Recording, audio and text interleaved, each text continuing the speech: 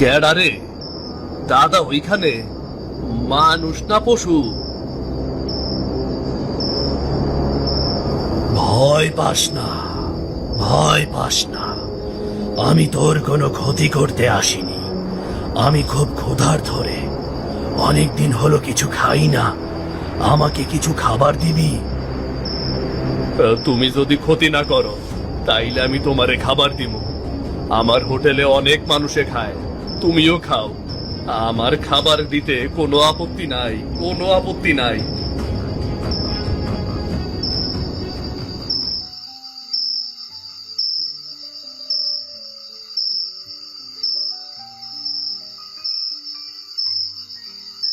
এই নাও খাও। এই নদীর মাছ নিজের হাতে ধরছি, আবার নিজের হাতেই রান্না করছি।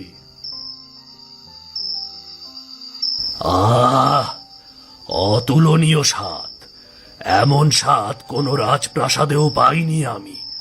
তুই মানুষ হয়েও আমাদের মতো রাধিস কিভাবে? এই রান্না আমি আমার মার থেকে শিখছিলাম।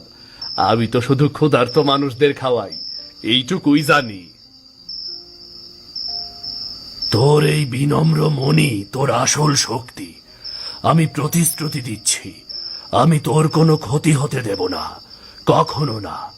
তোর হোটেল, তোর পরিবার সব আমার আশীর্বাদে সব সময় সুরক্ষিত থাকবে। আরে আমি স্বপ্ন দেখলাম না তো, কিন্তু হাড়িটা তো খালি। তার মানে দৈত্য সত্যি আইছিল।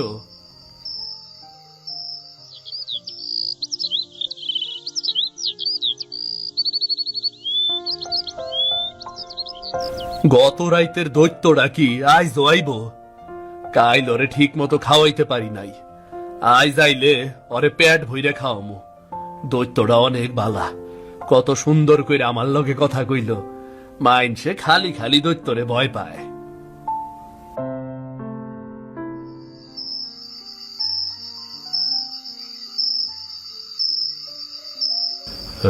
তুমি এত বড় মানুষ তো না, তাও আবার আমার খাবার খাইলা। ভয় লাগতাছে ঠিকই, কিন্তু তোমারে খাওয়াইতে পাইরা মনটা কেমন জানি শান্ত হইয়া গেল। ভয় পাস না সিধু, আমি দৈত্য ঠিকই, কিন্তু তোর মতো ভালো মানুষকে ক্ষতি করব না।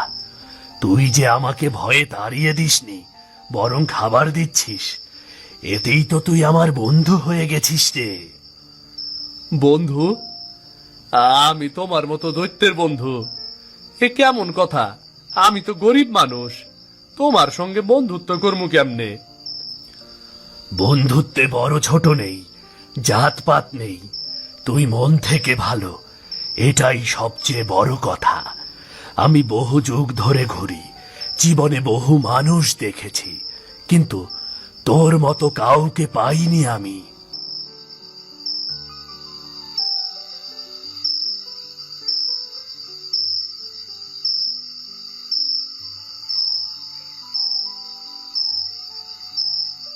এই নাও বন্ধু, আরো খাও। আমার কাছে যতটুকু আছে সব তোমার সঙ্গে ভাগ করবো আমি। আজ তোমার আর ভয় পাই না আমি, মনে হইতাছে তুমি আমার খুব আপনজন।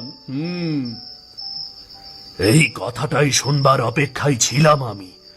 তুই আজ থেকে শুধু আমার বন্ধু না, আমার আশ্রিত মানুষও। আমি তোর হোটেল, তোর সংসার সব পাহারা দেব। কেউ তোর ক্ষতি করতে চাইলে আগে আমার সাথে লড়তে হবে। তুমি তো মানুষ না, তুমি যেন সৃষ্টিকর্তার পাঠানো কোনো দূত। আমার জীবনে এই কষ্টের সময় তুমি আসো বইলাই একটু শান্তিতে থাকতে পারতাছি। ভালো মানুষের পাশে সব সময় একটা আলাদা শক্তি থাকে, কিন্তু মানুষ তা দেখতে পায় না। আজ তুই সেই শক্তির স্পর্শ পেয়েছিস। আচ্ছা, তুমি কোথায় থাকো? আবার আসবা তো? যখন তুই ডাক দিবি আমি তখনই আসব। তোর ডাক আমার কানে পৌঁছালেই আমি হাজির হব। ভয় পাস না, কখনো না। ভালো থাকিস বন্ধু। নিশ্চয় আবার দেখা হইব। ভালো থাকিস।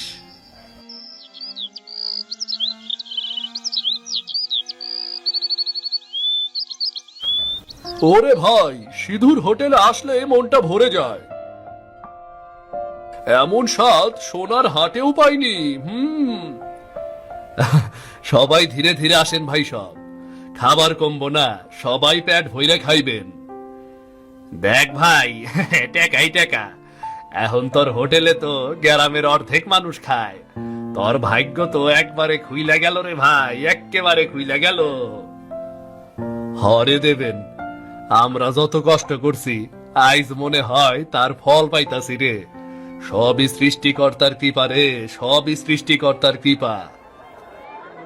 আরে এইটা কি হইল? এখন আমার হোটেলে কেউই আহে না, সব লোক ওই সিধুর বাসের ভাঙ্গা হোটেলে যায়। গ্রামের ফকিন্নি চাষা মানুষ আইজ হোটেলের মালিক হইয়া গেছে। কি করবি রে মহেশ, ওর রান্না তো আসলেই চমৎকার। তুই তো মশলায় কৃপণতা করিস, ওর রান্নার স্বাদ ভালো, তাই মানুষ যায়। পারলে তুইও রান্নার স্বাদ বাড়া রে, তাহলে তোর হোটেলেও লোক আসবে। আরে চুপ কর, চুপ কর, তোর মুখ বন্ধ রাখ। আমি ওই সিধুর হোটেলটা ভস্য কইরা দিমু, দেখবি তার ব্যবসার বেশি দিন টিকব না।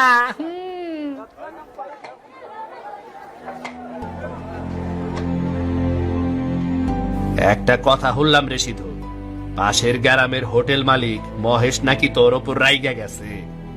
লোকজন কইতাছে সে নাকি কিছু একটা ক্ষতি করার চিন্তা করতাছে। ওর রাগ আমি বুঝিয়ে দেবেন, কিন্তু আমি তো ওর কোনো ক্ষতি করি নাই, শুধু নিজের মতো খাটতাছি, পরিশ্রম করতাছি। তুই ঠিকই করতাস, কিন্তু লোকের হিংসা বোঝা মুশকিল রে ভাই। আমি কই কি, তুই একটু সাবধান থাক। রাইতে হোটেল বন্ধ কইরা তাড়াতাড়ি বাড়ি যাইস। রাইতে তোরে পথে কোনো ক্ষতি করবার পারে, বুঝলি? ঠিক আছে রে ভাই, তোর কথা শুনবো, কিন্তু আমি তো কারো ক্ষতির কথা ভাবি না। সৃষ্টিকর্তা আছে, আমারে বিনা অপরাধে ক্ষতি করলে উনি নিশ্চয়ই বিচার করব।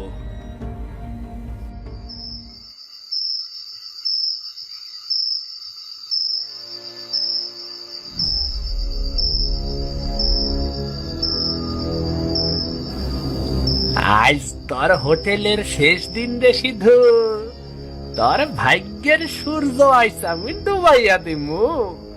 এই হোটেলটা জ্বালাইয়া ছাই হইলেই তুই বুঝবি কার সঙ্গে তুই লড়তাস।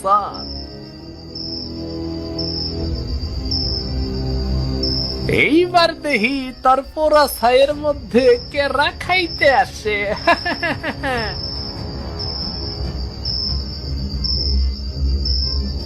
এ কি রে, বাতাস এত জোরে বাতাস হইতাছে কেন? কেডাই আছে ওইখানে?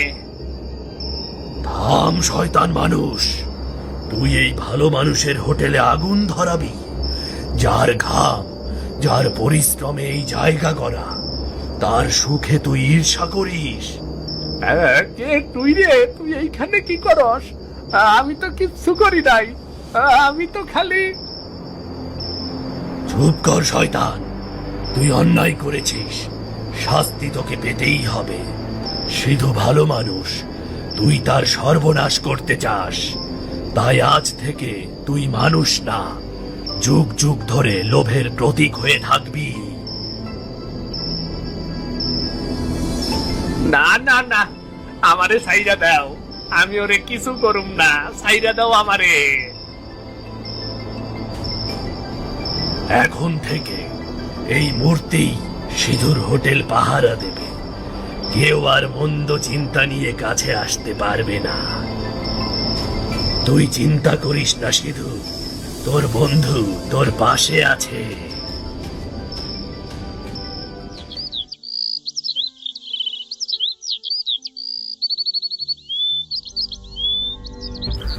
আরে ওই মূর্তিটা কোথা গাইল রে? কাইলো তো আসিল না। দেখে তো মনে হইতাছে জীবন্ত মানুষ জৈমা পাথর হইয়া গেছে, কিন্তু কেমনে?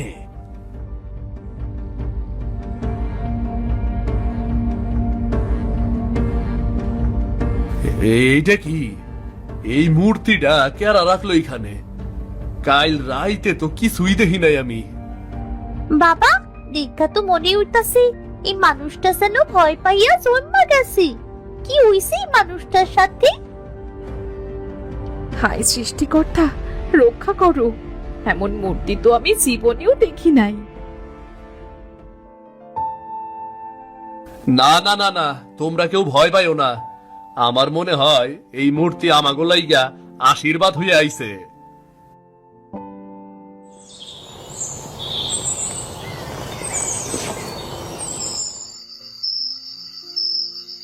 কি রে সিধু, ভয় পেয়েছিলি নাকি রে? তুমি আইলা বন্ধু, তোমার কথাই ভাবতেছিলাম। আমি জানতাম তুমি কিছু করবা। এই মূর্তিটা তুমিই বানাইছ, তাই না? হ্যাঁ সিধু, যে তোর সাথে অন্যায় করতে চায় তাকে আমি থামাবই। মহেশ নিজের লোভে ডুবে গিয়েছিল, তাই তার শাস্তি হয়েছে। কিন্তু তুই চিন্তা করিস না, ও এখন আর কষ্ট পায় না। ওর আত্মা শান্তি পেয়েছে। তুমি আমার জীবনের রক্ষাকর্তা। আমি গরিব মানুষ, তোমার মতো বন্ধু পাইয়া আমি ধন্য হলাম, ধন্য। তুই অনেক ভালো মনের মানুষ রে সিধু, এই মনটাকেই ধরে রাখিস। তুই বিভিন্ন মানুষের মুখে হাসি ফোটাস, এটাই তোর আসল শক্তি। যে জায়গায় থাকো না কেন বন্ধু, আমাগো পরে তোমার আশীর্বাদ রাইখো।